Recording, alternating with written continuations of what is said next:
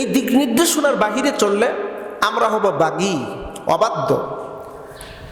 আর অবাধ্য জাতিকে আল্লাহ পাক কখনো হেদায়েত করেন না, অবাধ্য জাতিকে আল্লাহ পাক কখনো কল্যাণের রাস্তায় পরিচালিত করে না।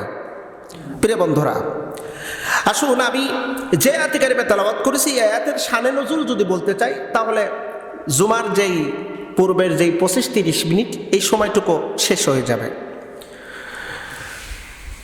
খুবই গুরুত্বপূর্ণ বিষয়। আল্লাহ পাক সর্বপ্রথম মানব জাতিকে ডেকেছেন। ডাকার শব্দ হলো, আমরা জানি ইয়া, ইয়া শব্দটি আহ্বায়ক, আহ্বান করা। আহ্বায়ক শব্দ কোরআনুল কারীমের 6টি শব্দ উল্লেখ করা হয়েছে। তার মধ্যে একটি শব্দ হলো ইয়া। ইয়া আইয়ুহাল্লাযীনা আমানু, হে বিশ্বাসীগণ, যারা তোমরা বিশ্বাস করেছো, যারা তোমরা ঈমান এনেছো, যারা ঈমান এনেছে তাদের উদ্দেশ্যেই এই কথা। কি বললেন? আতিউল্লাহ ওয়া আতিউর রাসূল। আল্লাহ পাক বললেন, হে বিশ্বাসীগণ, তোমরা আল্লাহর আনুগত্য করো এবং তোমাদের রসুলের আনুগত্য করো।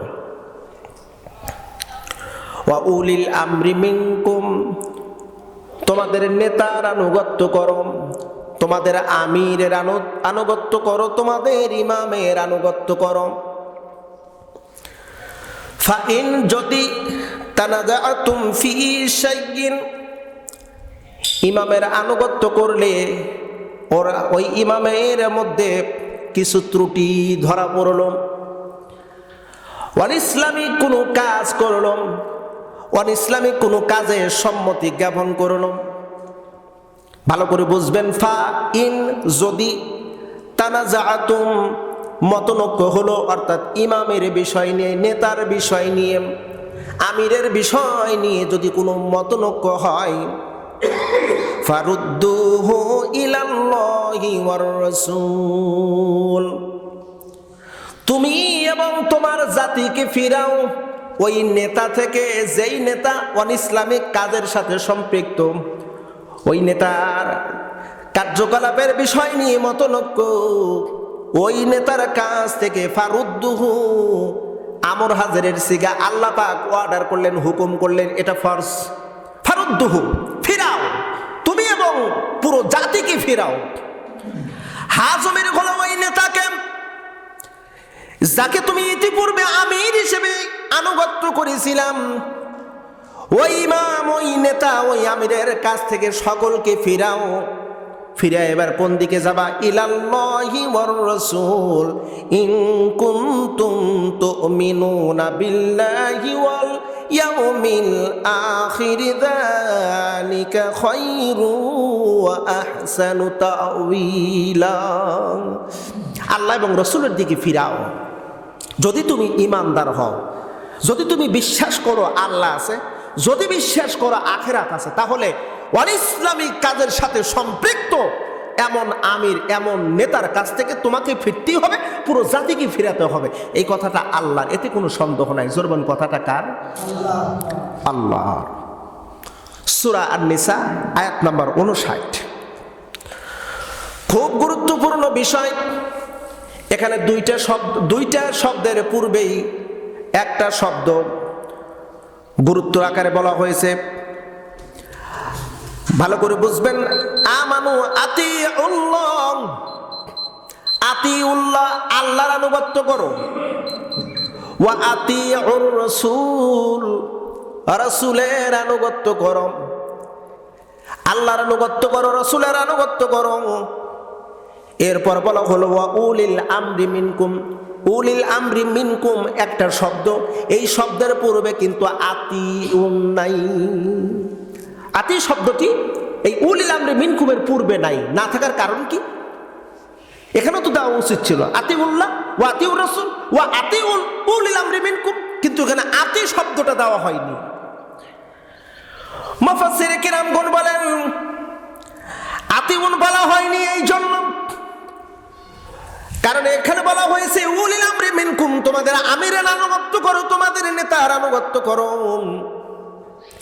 আতিউন বলা হয়নি এই জন্য আল্লাহ পাক আতিউন শব্দ বলেন নাই। না বলার কারণ হলো ওই নেতা যদি ভুলও করে তারপরও আনুগত্য করতে হবে, ওই নেতা যদি ত্রুটি করে তারপরও আনুগত্য করতে হবে, ওই নেতা যদি ইসলামিক কাজের সাথে সম্পৃক্ত হয় তারপরও আনুগত্য করতে হবে। এই জন্য আতিউন শব্দটা দেয় নাই। আল্লাহ পাক সুন্দর করে জানেন যে নেতা, লিডার, আমির, এদের ভিতর ভুল ত্রুটি থাকতেই পারে, স্বাভাবিক। যার কারণে আতিউন শব্দটা আল্লাহ পাক বলেন নাই, উলিল আমরি মিনকুম বলছেন, আতি শব্দ বলেন নাই। প্রিয় বন্ধুরা, খুব গুরুত্বপূর্ণ বিষয়। আল্লাহ পাক বলেন আল্লাহর আনুগত্য। আল্লাহর আনুগত্য কারে বলা হয়? আনুগত্য হয় দুই ধরনের। সামনাসামনি উপস্থিত মানুষের, মানে সশরীরে যা দৃশ্যমান ব্যক্তিকে দেখে, দৃশ্যমান কোনো বস্তুকে দেখে অনুকরণ করা যায়। আর একটা হলো অদৃশ্য, আনসিন, যা দেখা যায় না। এই আনসিন বিষয়টা হলো আল্লাহর আতিউল্লাহ। আল্লাহকে দেখি নাই কিন্তু আল্লাহর বিধান আছে না নাই? কথা বলতে হবে জোরে, আছে না নাই? আল্লাহর বিধানগুলোকে যদি পঙ্খানো পালন করা যায় তাহলে আল্লাহর আনুগত্য হবে। ওয়া আতিউর রাসূল, আর রসুলের আনুগত্য করতে হবে। রসুলের আনুগত্য এখানে সিন আনসিন দুইটিই আছে। একটা হলো বিশ্বনবী যখন জীবিত ছিলেন, জীবদ্দশায় সাহাবায়ে কেরাম রিদওয়ানুল্লাহি তাআলা আলাইহিম আজমাইন প্রিয় নবীজিকে দেখে দেখে অনুসরণ করেছেন। যেহেতু রসুল ইন্তেকাল করেছেন, সেহেতু রসুল তো এখন আমাদের কাছে আনসিন, মানে আমরা এখন তাকে দেখতে পাচ্ছি না, তাহলে তার আনুগত্যটা কি হবে? রসুল বলেন তারাকতু ফীকুম আমরাইন, আমি তোমাদের মাঝে গোটা দুনিয়ার মানব জাতির জন্য দুইটা জিনিস রেখে গেলাম। একটা হলো কিতাবুল্লাহ, আল্লাহর কোরআন, আর একটা হলো সুন্নাতে রাসূলি, আমার আদর্শ। সুন্নত মানে হলো আদর্শ। সুন্নত মানে কি? যদিও সুন্নত শব্দের হাকিকত অর্থ হলো চিহ্ন, আলামাত। সুন্নত, রসুল বলেন সুন্নতি, আমার আদর্শ রেখে গেলাম। রাসূলুল্লাহর আদর্শ কি কি এ ব্যাপারে কিন্তু আমরা ভালো করেই জানি, অনেকেই জানি, আবার অনেকেও নাও জানতে পারি। আমরা হাতে গোনা কয়েকটা রাসূলুল্লাহর আদর্শকে আমরা অনুকরণ করি। সুন্নত বলা হয় একাকে রসুল যা করেছেন, যা বলেছেন, যা মৌন সম্মতি দিয়েছেন তা হলো সুন্নত। তাহলে কি সুন্নত? আমরা জানি যেভাবে রসুল খাবার শেষে দাঁত খিলাল করেছেন, সুন্নত। দাঁতে মেসাক করেছেন, সুন্নত। রসুল খাবার শেষে মিষ্টি খেয়েছেন, সুন্নত। রসুল মাথায় টুপি পরেছেন, সুন্নত। ঢিলা ঢালা পোশাক পরেছেন, এটা সুন্নত।